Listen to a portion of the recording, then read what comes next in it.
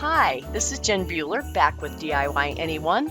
And have y'all caught the pun yet with DIY Anyone and Buehler Anyone? Just curious. Anyway, so today I'm participating with a challenge that Casey with Coffee with My Sunshine hosts once a month in using trash to create treasure. So the first thing we're going to start with is, I don't know if any of y'all have ever bought any Halloween supplies and you kind of go, oh, what am I going to do with this stuff now? Well, so those eyeballs that they have at Dollar Tree come in a package, and there are, I believe, 12 in the package for $1. So they're way cheap.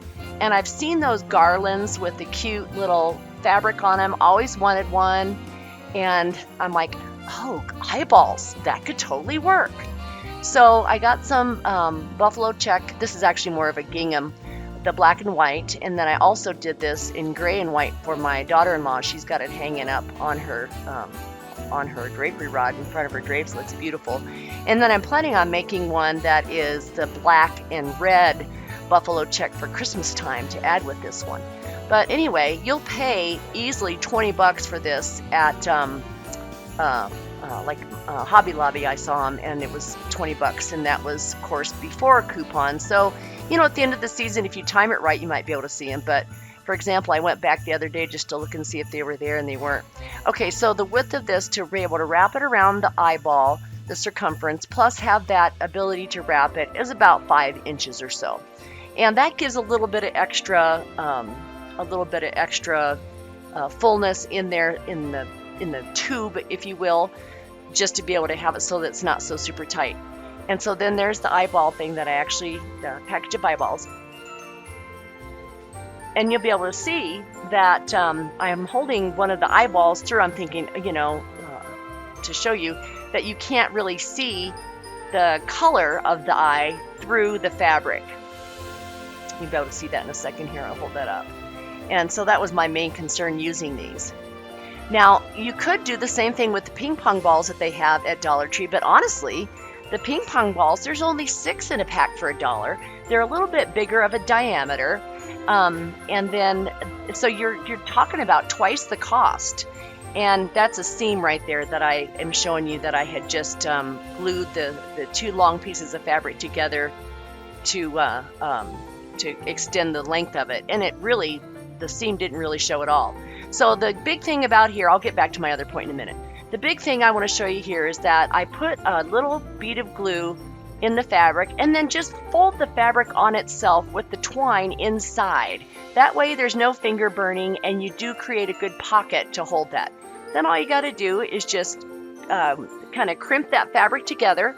And in what you see here, I basically folded the twine 3 times around until I saw the beginning of the twine at the 3rd turn. Now, it's a little trickier to glue on the top, so put just a small bead of glue, and quite honestly, I've not had anything come unglued. So you can use a fairly small amount of glue once you get that piece wound to where you want it of twine. And 1 second here, and then we'll be doing that. Anyway, I looked online on Amazon, and you can get 144 of the ping pong ball size balls for a little less than $12. So that still makes them way, way cheap as well. So even if you didn't get the eyeballs at Dollar Tree and you're thinking, oh, I don't want to pay the money, you can get them on Amazon. And I do believe that my producer, my husband, bless his heart, did put that information in the description box below. All right. So there we go. And I have to say, my grandson had a great time feeding those eyeball balls down through into the little hole there. He was a great help with that. It was so cute. He's 3. Couldn't have him too near though, because I didn't want him to get burnt with the glue gun. So I believe I show you another one of these. But anyway, cute project. You could use any fabric you want. Think of a season. I mean, what if you wanted to do this any other time of the year? It'd be adorable.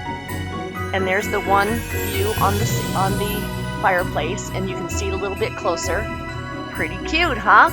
So you can buy useless stuff for Halloween and not have to get rid of it. Now this next piece, piece, haha, pun there, is not truly a trash to treasure, but I wanted to be able to post this video so y'all could at least see it. That piece of board there came from Amazon, and then the piece on earth came from Dollar Tree. And then what I did is we printed up a picture of just the world. There, you can see the piece of paper. Obviously, I did not let you bother to see any of the cutting, but I will tell you, if you choose to do this, you could do it if you had a Cricut and do a stencil and paint it and be done. But I have a Cricut, but I wanted to do it this way just to see, could I do it?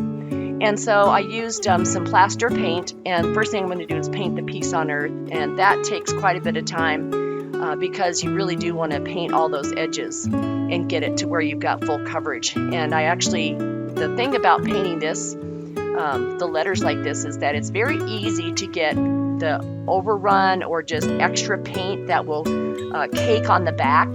So one caution that I would do is if you paint something like this that's all letters, is to frequently flip it to the back and then give it a couple swipes with your brush so that if you've got any extra paint, the paintbrush will pick that back up and you won't have big old glops of paint on the opposite side.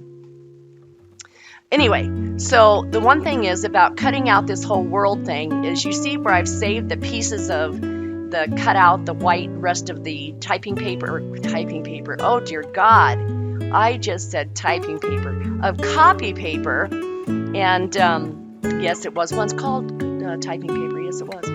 Anyway, I saved that because that's going to help you to lay that back down and still have some scale to it. Alright, so I wasn't sure, are we going to use the antique wax here? Am I going to like that? Or is it enough contrast to be able to see the black part of the world underneath the piece on earth? And quite honestly, through this piece, it is not super easy to see the whole world part, but let's face it, when you look at it, it is a really neat kind of a way to make the person look extra at your work and go, oh, that was really thoughtful, kind of another way to look at it instead of just painting a little sign. So I did the antique wax, and one thing my husband was telling me, he was reading in one of my woodworking magazines, that if you spray the surface of the wood just very lightly prior to the time of staining it, that you'll get a much clearer stain. And I've never ever done that before. Done a lot of staining, never ever heard or have seen that. So the woodworker guys, they do that for a living.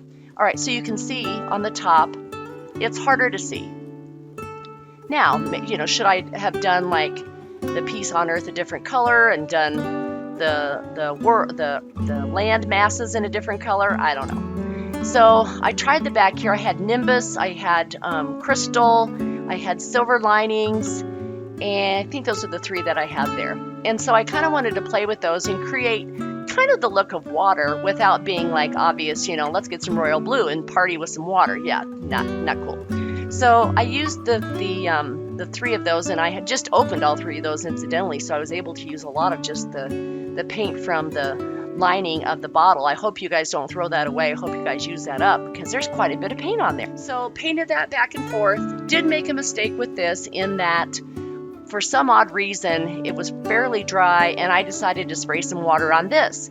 And it speckled it, and it made it look kind of water-stained, and yeah, it wasn't pretty. So I had to kind of go back and you'll see there, that's what I'm trying to do, is go back and kind of wipe that up and make it look nice. But you can see the difference in the color.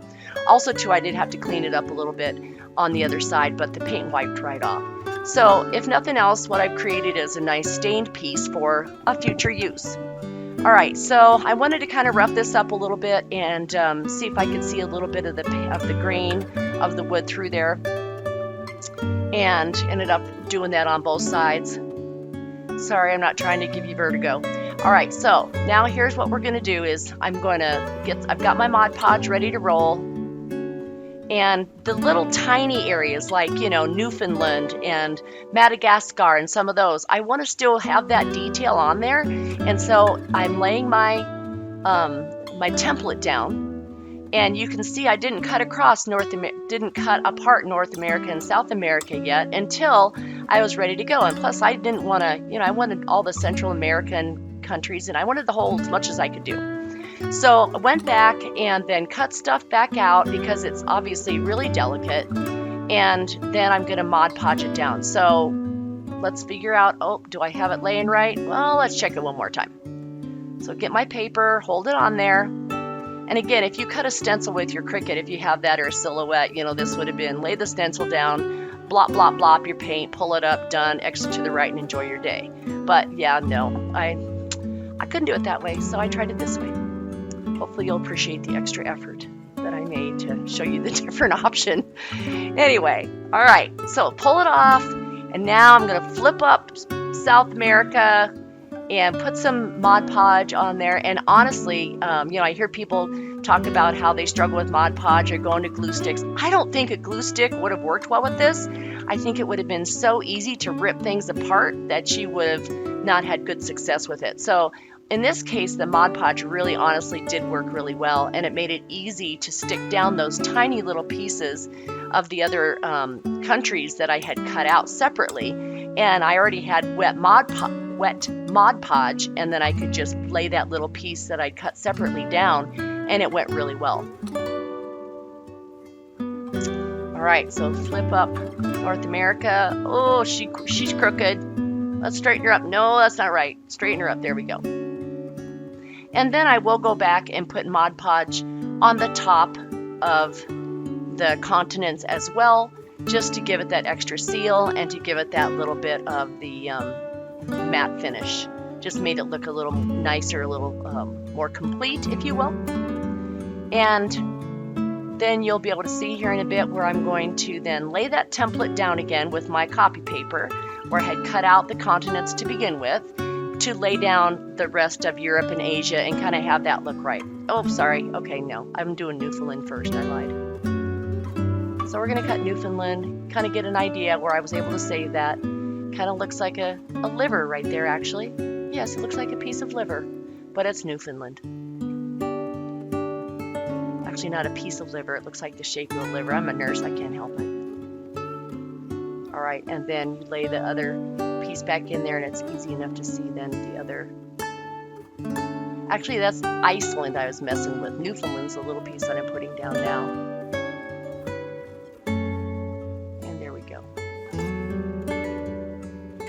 Homeschool my kids for 17 years, but I usually had teacher's helper sitting there. Thank God you don't have to do it all by your own, what you learned and remembered, that you have the ability to have teacher's guides and things like that. I have 2 teachers in my family, a daughter-in-law, and boy, they sure have a thankless job and make no money to do it. But boy, I think that hopefully with all this pandemic stuff, that I think there's a lot more parents that are going to appreciate the struggle that it is to educate children, and as opposed to having just your own and have a classroom full. So yeah, I think there's going to be a whole lot more appreciation, and maybe that's part of what this pandemic was to do, is to teach us about the things that we need to appreciate. All right, so sorry about the soapbox. I just jumped right on there. It was an accident. I jumped back off. So I'm double checking then. Let's get Australia in place, and then we'll be just about done. Then the next thing I'm going to be doing is to use some of the little wood cubes. Oh, no, I lied. I'm going to do, we're going to dry brush. Now, something that I learned about dry brushing as I've gotten better at it, is that I'm not sure how much is on my brush sometimes, even though you dab a bunch off. So turn it to the back and try it out. And then if you're not, then you end up not doing a big glop where you think, oh man, I didn't, daub enough of it off onto my paper. And now I put a big old huge bit of the dry brush opposing color, the contrasting color, and it doesn't look right. So that'll be something that will help you to maybe do. A little hint is try it on the back first.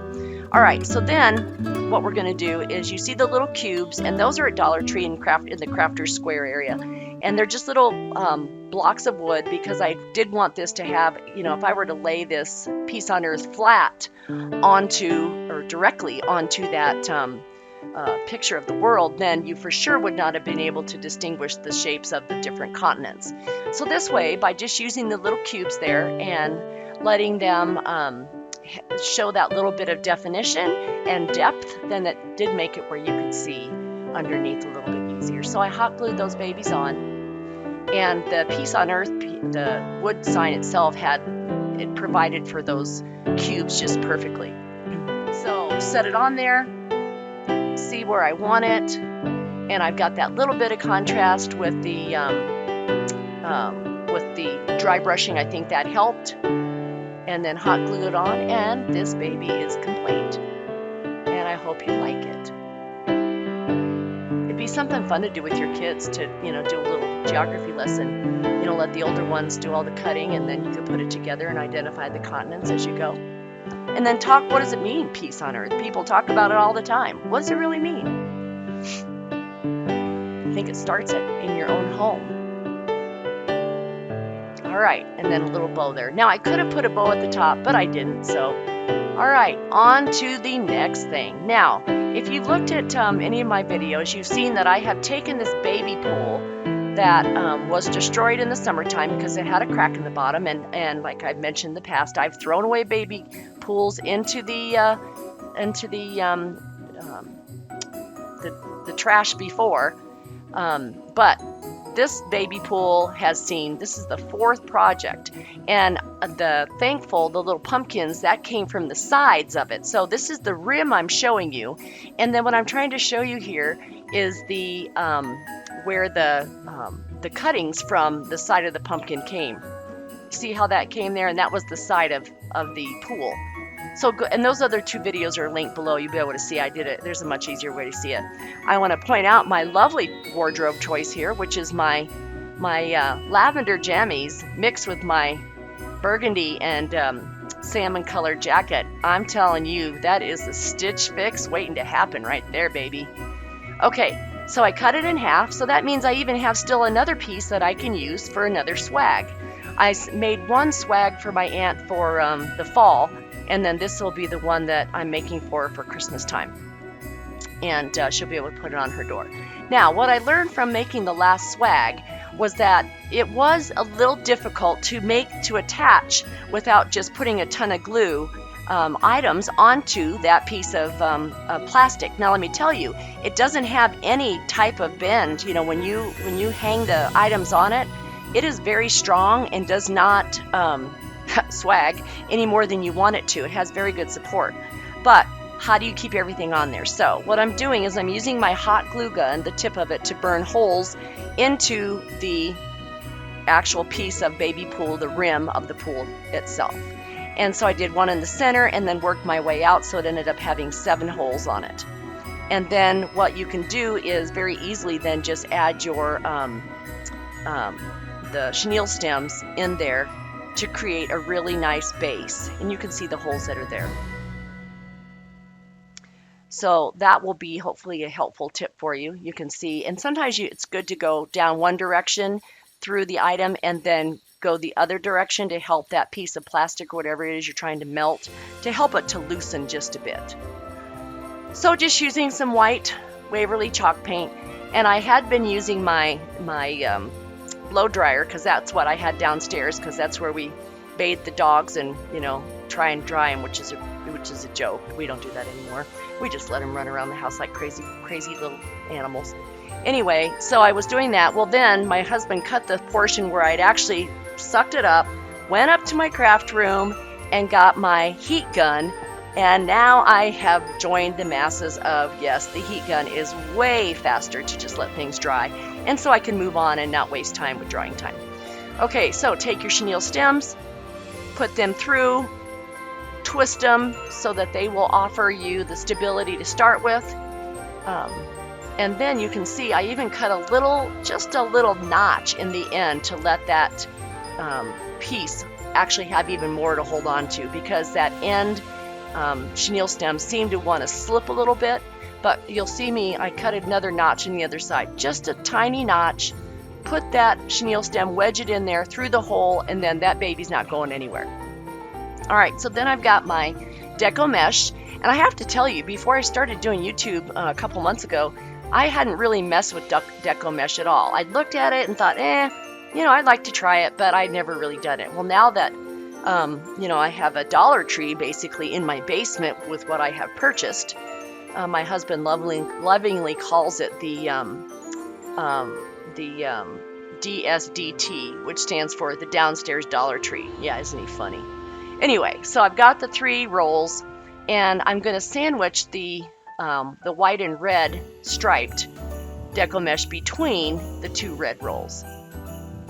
And the one thing you have to realize about those deco mesh rolls is that, boy, what you might think will show up really well when you unwind it, it really doesn't necessarily show up as much as you might have thought. So that might cause you to want to do 2 or 3 layers of something as opposed to just doing a single layer if you really wanted that stripe to show. So I took a piece have all 3, I'm winding that underneath on itself, and then I'm going to wrap that. Now, I was going to do it the one direction, but then, and start it. But then I thought, no, I'm going to make it where I can do a little bit of this deco mesh to hang down below the level of the swag, because I thought that'll give a little bit of extra fullness that I can play with at the end. And that actually ended up to be a really good decision. So just crank that chenille stem down, and then you can spread it out. And then what I decided to do is, you'll see me flip the rolls of the deco mesh. I wanted to make it where it wasn't just flat and like a poof. You'll see a lot of people will do a poof and then they'll do like a 10-inch poof or 10 inches or so. But I wanted to be able to have it where it would already have some more twist to it. So then I twisted it a couple times, grabbed about 10 inches or so, 12 inches. Doesn't look like that much, but when I look back at it, I tried to measure it, and it ended up to be about 10 inches or so.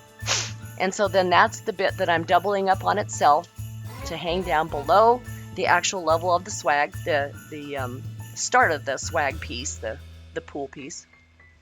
And then we're going to keep stretching it out and twisting it on itself. And you'll see that process.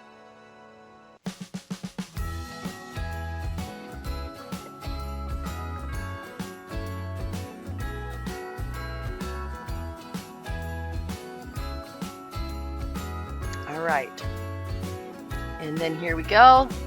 Flip it another time or 2, and after this we'll speed it up. I don't want to torture you, but it's kind of something I haven't really seen many people do, so it actually turned out as kind of a cool way to look at it. And then you can go back and pull that and fluff it, and it gives you really nice fullness, because if you look at that piece of baby pool, I mean, that thing's only 2 inches wide, 1.5 inches, and to be able to make as much fullness and yet still have the strength that it has, it works really, really well. So if you've got a pool in your backyard that you knew you needed to get rid of, boy, you've got beaucoup projects with it coming your way. All right, and then we're twisting again, continue on, twist again, and then when I got to the end, then I also did fold that deco mesh underneath on itself, so I had that little poof that hung down again at the end of the piece of baby pool of the rim.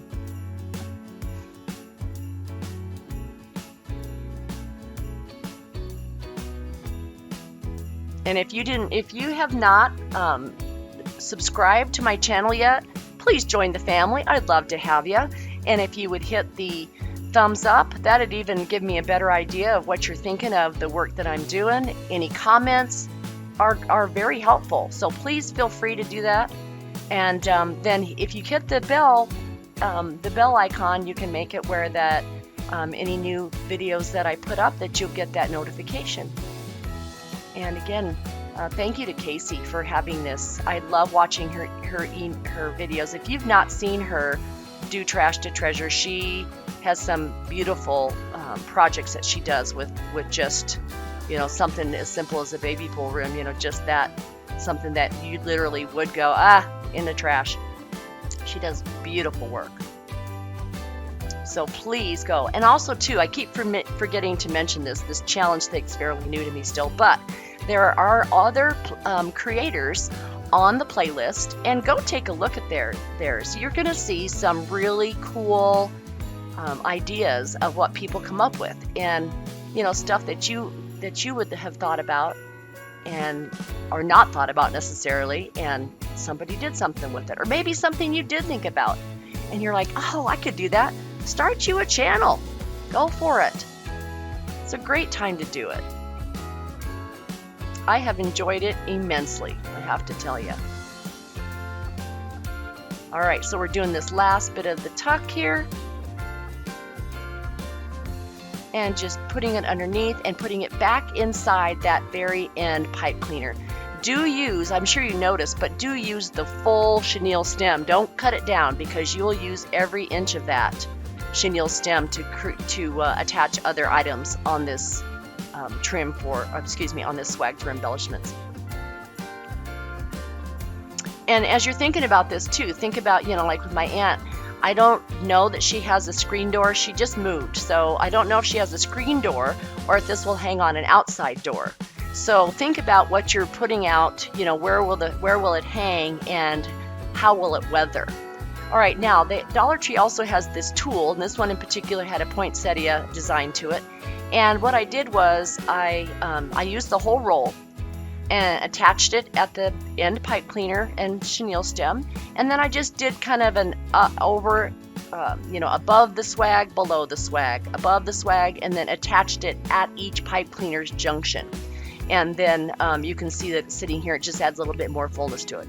So going to move that out of the way. We're going to do an Olivia bow. If you've not seen that, you got to go to Olivia's Romantic Home. She shows how to do it. But basically, you're just folding ribbon about 6 times over on itself. I don't ever usually cut that tail that's hanging, because I'll use that. Now this is Dollar Tree. Sorry. The red is Dollar Tree. This Merry Christmas is Dollar General. The Dollar General that I have is like 45 minutes away from my house. So I've only been there twice now actually. And it was really fun seeing just a whole new set of stuff. They have pretty cool stuff. Then this is the Dollar Tree ribbon that has the sequins, a little dot sequins that I didn't even want to buy it because I thought it'd be a mess. And honestly, it did not shed as much as I thought it was going to. All right, so then you saw me bend the ribbon in half, so I had an idea. And also you might have noticed that I did each type of ribbon just a little bit smaller than the ribbon before it, such that it has that graduated size, so that when you go to fluff it, you will easily see all 3 types of ribbon. Now in the past, I'd always use floral wire to join my ribbons or bows that I make. And these computer ties, they have the extra long ones at Dollar Tree, a package of them. And you can really crank those computer ties down and do a beautiful job with them being able to fluff and to really pull on your ribbon and get that dimension that the ribbon can really give you. So I know you see that one piece of red hanging out. Fret not. He will get a partner, a little red partner. And then let's see if you guys can spot the mistake that I make when I'm cutting my Merry Christmas ribbon. I went back and I'm like, dude, what a rookie mistake. But hey, it's all right. I fixed it.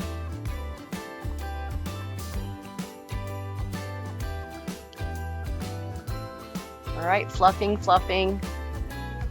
My husband says, well, you sure fluff a lot. I'm like, well, bows need fluffing. So you gotta fluff. All right, so then after I get it fairly well fluffed, then we're gonna go back. I'm gonna add another computer tie underneath the computer tie that I had that joined this bow originally. And that's where we're gonna attach our tails. So I had that piece of red which was too long, so it worked out perfectly just to cut it down a little bit. And then you can see where I had the computer tie in there. It's easy to pull that other piece of red down so the correct color of the ribbon was showing, and then I add the Merry Christmas in there and crank that baby down. And again, it just showed up beautifully. Then I'm going to add one more computer tie through this particular computer tie, and it will go up and down, and then that will be what I will join my bow to the baby pool piece of the swag itself. That's it. Crank that baby down. Have you ever had a computer tie or zip tie that was like, it was almost like it was in the sun or weathered somehow, and you go to crank on it and it just breaks? I'm like, dude, that can't happen. All right, so now we've got some of the Christmas balls. I'm not going to add my bow just yet. I'm doing some other embellishments. We're going to add the Christmas balls And you can use anything. If I'd have had some white Christmas balls, I would have used those. You can see the one Christmas ball is a little bit larger. It has the decoration of the Christmas tree, and then on the other side of that same little red and white Christmas ball, it has a snowflake. So that was kind of nice, because I will come back and add those other big snowflakes that you can see in the upper left part of the screen. I will be adding those back to the swag at the end. So what's nice about these now, the thing that surprises me is a lot of times when you pull on these Christmas balls like this and you pull on the actual top, they will come off so easily that you can't really tighten things up like this to make a grouping. Now, do they stay tight like that? No, and you can't really do it. So you still do have to add some hot glue. You could actually even, I just thought of this, but you could actually use a glue dot too. You have to be careful, because these little babies, the Christmas balls will melt, because they are, that glue is so darn hot. But you could use a glue dot and just stick them together that way. So that's another option I hadn't considered. And you can see I did 4 groupings of the Christmas balls, 2 on each side. Then I went to my pine cone box, which is massive, in my basement. I save them and collect them. I never be without a pine cone, especially when you see the centerpieces that I make. So then the pine cones we'll add with some wire. Those were a little harder to add with the chenille stem, because the chenille stem didn't really have enough to go around that circumference of the perimeter of the big pine cones. And so you can just add another chenille stem to that and tie it on and then trim it. It worked really easily, but that just kind of broke it up a little bit and add a little bit of that nature to it. The pine cone pulled out of my box ironically. You can't really see it on here, but they had a very, very, very light spray of almost a clear glitter. It gave shine without a lot of color to it. And so that will be something that will reflect nicely. All right, and then we've got those pine cones on. We've got the balls on there. And then I'm going to add the 2 snowflakes that will just hang. Initially, I was going to add the snowflakes into the body of the swag, as opposed to letting it hang for some extra dimension. And they didn't want to lay right. And I think what I would have had to do is either, the caveat with that is they didn't want to lay right, because if I put the chenille stem through the little hole on the top, then they would have stuck up funny. So I could have either glued them onto the deco mesh flat, which is easy to do, and the deco mesh would hold up fairly well to that. It doesn't totally, melt away, but you'd have to be careful with that. Then I put some poinsettias on either side. I put 2 reds and a white, and then 2 whites and a red, and that worked quite well. So, all right, here we're going to take a final look. Sorry to freak you out with those eyeballs like that. But we have all 3 projects, and again, I just am so appreciative to all the folks that help us starting YouTube, folks, and let us have that ability to show us our work. Thank you. Bye.